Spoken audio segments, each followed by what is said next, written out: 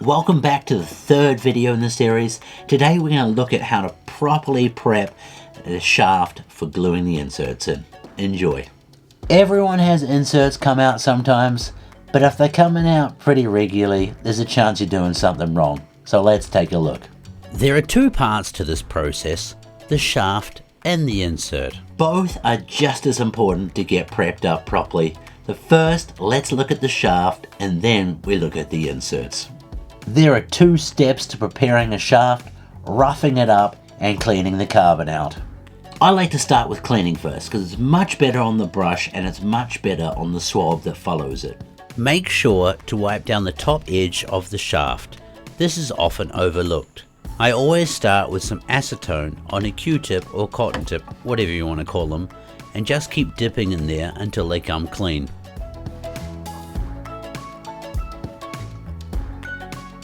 Make sure you are continuously changing which end you use, as it doesn't make any sense to keep putting wet carbon back down the shaft.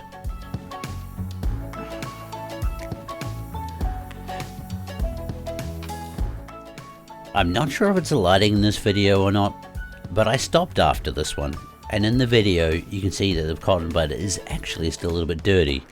So really, I probably should have kept going a little bit more.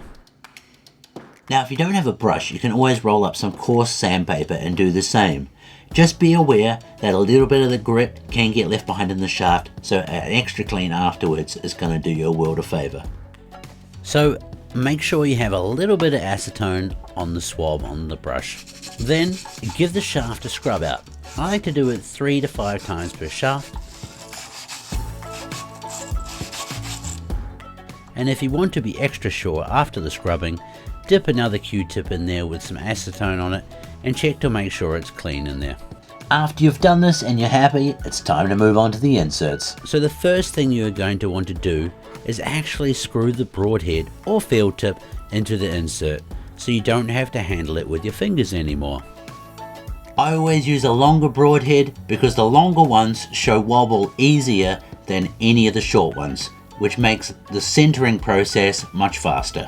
So this next step is an optional extra, and again it really depends on what inserts you're using, but like the inside of the shaft, you can also rough the inserts up a little bit, just the outside, but don't go too crazy. All you are trying to do is add a bit of surface area for the glue to work, and you can achieve this by using a medium grit sandpaper.